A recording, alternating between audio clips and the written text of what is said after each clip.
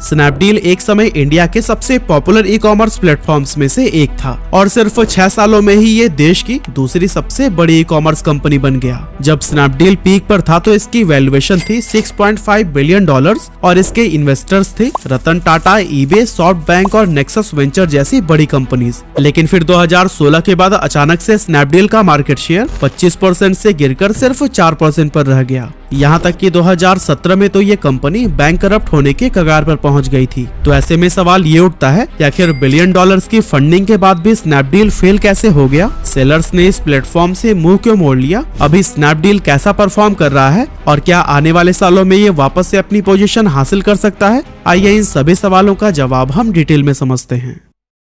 दोस्तों, स्नैपडील की शुरुआत कुणाल बहल और रोहित बंसल ने 2010 में की थी। उस समय इंडिया में इसका सिर्फ एक ही कॉम्पिटिटर था, फ्लिपकार्ट। लेकिन आज जहां फ्लिपकार्ट का मार्केट शेयर 50% है, वहीं स्नैपडील का सिर्फ 4% के आसपास। अब स्नैपडील ने अपने शुरुआती सालों में तो खूब कमाल दिखाया, बहुत बड़ी संख्या में सेलर्स को खुद से जोड़ा, लार्ज कस्टमर बेस बनाया, कई बड़े बड़े इन्वेस्टर्स को अट्रैक्ट किया और खूब फंडिंग्स बटोरे। लेकिन धीरे धीरे इस कंपनी के सुनहरे दिन खत्म होने लगे। सेलर्स इसे छोड़कर जाने लगे, कस्टमर से मिलने वाली शिकायतों का लंबा सिलसिला शुरू हो गया और यहाँ तक कि इस कंपनी में काम कर रहे एम्प्लॉइज भी इससे मुंह मोड़ने लगे। लेकिन ये सब हुआ क्यों? आइए जानते हैं।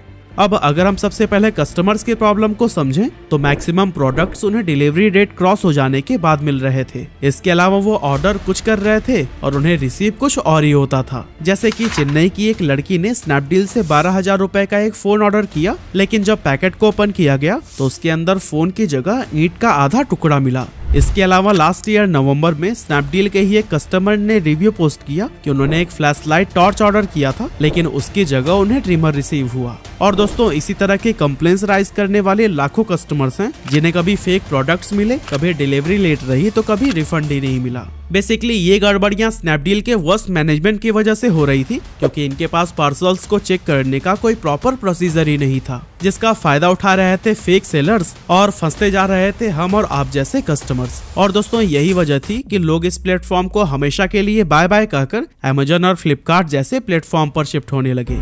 अब अगर बात करें सेलर्स की, तो कस्टमर्स की तरह ही वो भी स्नैपडील से निराश हो चुके थे और उन्होंने भी धीरे धीरे यहाँ से मूव करना शुरू कर दिया। अब शुरुआती दिनों में तो ज्यादा से ज्यादा सेलर्स स्नैपडील से जुड़ना चाहते थे, क्योंकि यह उनके लिए बहुत ही प्रॉफिटेबल प्लेटफॉर्म था। हर दिन बहुत सारे ऑर्डर्स मिलते थे और अच्छी सेल होती थी। कंपनी की पॉलिसीज भी बहुत अच्छी थी और मैनेजमेंट भी स्मूथली काम कर रहा था। इसके अलावा सेलर्स को जो सबसे अच्छी बात लगती थी वो ये थी कि बाकी कंपनीज जहां 21 दिन में पैसे दे रही थी, वहीं स्नैपडील उन्हें सिर्फ 7 दिन में ही पेमेंट कर देता था। लेकिन थोड़े टाइम बाद चीजें बदलने लगी। सेलर्स के लिए इस प्लेटफॉर्म से जुड़े रहना एक सिरदर्द बन गया, क्योंकि स्नैपडील बार बार बेकार की पॉलिसीज लेकर आता था। छोटी से छोटी एरर की वजह से ट्रस्टेबल सेलर्स का अकाउंट ब्लॉक कर देता था और जब वो उसे अनब्लॉक कराने जाते तो कंपनी के मेंबर्स को ही पता नहीं होता था कि इस पर डिसीजन कौन लेगा। इसके अलावा कंपनी ने एक अजीब सी पॉलिसी बनाई कि सारे सेलर्स को अपने वेयर हाउस को बंद करके स्नैपडील के वेयर हाउस में सामान लाना होगा।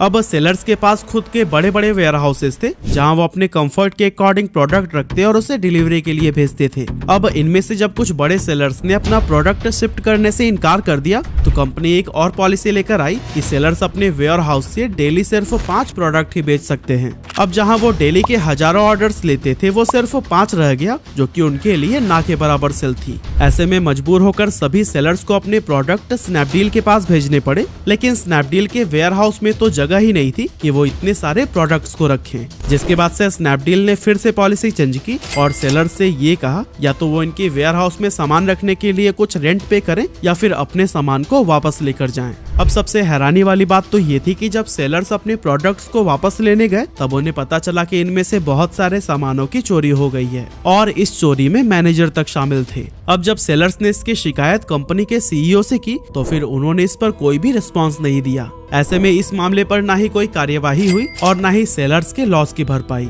इन्हीं सभी रीजंस की वजह से बहुत सारे सेलर्स स्नैपडील को छोड़कर फ्लिपकार्ट या फिर अमेजन पर शिफ्ट होने लगे। वैसे अगर आपको स्पोर्ट्स का नॉलेज है तो फिर कहीं भी जाने की जरूरत नहीं है, क्योंकि इसे आप आईपीएल के लिए यूज करके ढेर सारे पैसे कमा सकते हैं। आपको बस स्पोर्टिको नाम के इस फैंटेसी स्पोर्ट्स ट्रेडिंग ऐप को इंस्टॉल करना है। जहां आप स्टॉक मार्केट के शेयर की तरह अपने फेवरेट खिलाड़ी पर ट्रेड कर सकते हैं। लाइव प्लेयर स्टॉक्स के अलावा इस ऐप की खासियत है इंडिविजुअल प्लेयर ट्रेडिंग, मतलब कि ना तो टीम बिल्डिंग की झंझट और ना ही लीग में खेलने का प्रेशर। यानी कि अपने स्किल्स और नॉलेज का इस्तेमाल करिए, फेवरेट प्लेयर पर ट्रेड करिए और बनिए एक बेहतरीन ट्रेडर। यह ऐप एक बिगिनर फ्रेंडली है, इसीलिए देर किस बात की। डिस्क्रिप्शन में लिंक अवेलेबल है, उस पर क्लिक करके मेरा कूपन कोड PLAY50 यूज करिए। आपको 100 रुपीज ज्वाइनिंग बोनस के साथ साथ 50 रुपीज का वेलकम बोनस भी मिलेगा। फिलहाल चलिए स्नैपडील के डाउनफॉल की स्टोरी पर वापस आते हैं। स्नैपडील के एक पुराने सेलर का कहना है कि वो 1 साल तक इस प्लेटफॉर्म पर इलेक्ट्रॉनिक सामान बेच रहे थे, लेकिन उसे छोड़कर जब वे अमेज़न में शिफ्ट हुए तो उन्हें सिर्फ 3 महीने में ही समझ आ गया था कि स्नैपडील आखिर फेल क्यों हो रहा है।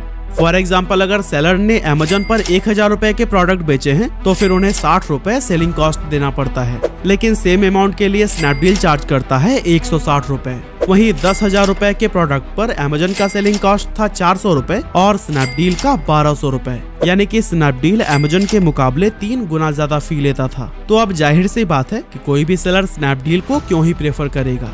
इसके अलावा जब से सेलर्स ने स्नैपडील पर सामान बेचना शुरू किया था, वो अपने बिजनेस पर फोकस करने से ज्यादा टेक्निकल या फिर ऑर्डर प्रोसेसिंग इशू को ही सॉल्व करने में बिजी रहते थे। स्नैपडील के पास ऐसा कोई भी तरीका नहीं था कि सेलर्स डायरेक्टली कस्टमर से कांटेक्ट करके उनकी प्रॉब्लम को सॉल्व कर पाएं। कोई भी क्वेरी के लिए पहले कस्टमर केयर सेंटर को कांटेक्ट करते थे, इसके अगले दिन कस्टमर केयर वाले सेलर से पूछकर इसका रिप्लाई कस्टमर को देते, जो न सिर्फ ग्राहकों के फ्रस्ट्रेशन को बढ़ाता था बल्कि स्नैपडील के ऑपरेशनल कॉस्ट को भी इंक्रीज करता था। स्नैपडील का सेलर सपोर्ट सिस्टम भी बहुत ज्यादा खराब था, क्योंकि सेम क्वेरीज पर अलग अलग एग्जीक्यूटिव से बिल्कुल डिफरेंट रिस्पांस मिलता था और जो अकाउंट मैनेजर्स थे उनका सिर्फ लोन और एडवर्टाइजमेंट बेचने में ही इंटरेस्ट रहता था। स्नैपडील के फेल होने का एक रीजन ये भी था कि कंपनी इनोवेटिव होने और नए प्रोडक्ट को इंट्रोड्यूस करने में फेल हो चुकी थी। ये प्लेटफॉर्म अमेज़न और फ्लिपकार्ट जैसे बिगर प्लेयर्स को हर प्रोडक्ट कैटेगरी में ही कम्पीट करने की कोशिश कर रहा था, लेकिन खुद को किसी एक कैटेगरी के लिए डिफरेंशिएट नहीं कर पाया।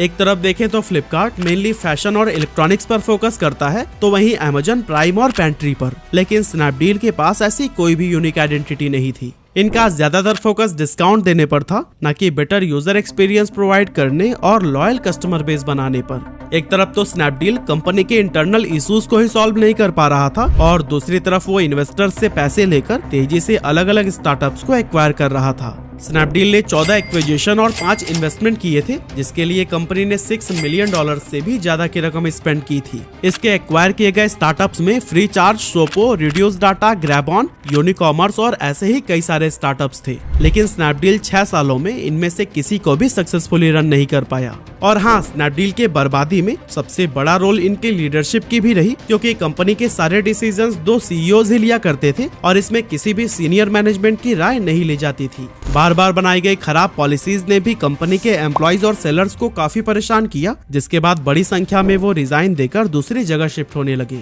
स्नैपडील को अपने ग्रोथ फेज में अपने इन्वेस्टर्स से खूब पैसे मिले थे, लेकिन उसे बेकार के एक्विजिशन, वेयर हाउस बनाने, IIM और IIT से एम्प्लॉइज को हायर करने में ही खर्च कर दिया गया। इस तरह के खर्चे और प्रॉफिट न कमाने के बाद कंपनी करोड़ों के कर्जे में डूब गई, लेकिन इसके बावजूद भी CEOs ने स्पेंडिंग कम करने की कोशिश नहीं की और दोनों 45-45 करोड़ की सैलरी लेते रहे। इसी बीच स्नैपडील ने रीब्रांडिंग और दिवाली सेल पर भी 2000 करोड़ रुपए खर्च कर दिए। लेकिन सबसे बड़ा शॉक स्नैपडील को तब लगा जब सॉफ्ट बैंक के फंड मैनेजर निकेश अरोरा ने कंपनी से रिजाइन दे दिया। अब क्योंकि सॉफ्ट बैंक इनका एक बहुत बड़ा इन्वेस्टर था, इसीलिए इनकी फंडिंग रुक गई और हालात कुछ ऐसे हो गए कि 1 महीने भी कंपनी अपने ऑपरेशनल कॉस्ट को अफोर्ड नहीं कर सकती थी। इसके बाद से CEOs ने सोचा कि कंपनी को 50% लॉस के साथ फ्लिपकार्ट या फिर पेटीएम को भेज देंगे, मगर इस पर इन्वेस्टर्स ने जमकर विरोध किया और स्नैपडील को अपना इरादा बदलना पड़ गया। स्नैपडील आज 1 रुपए कमाने के लिए 2 रुपए खर्च कर रहा है और इसके लॉसेस भी 4 गुना ज्यादा बढ़ गए हैं।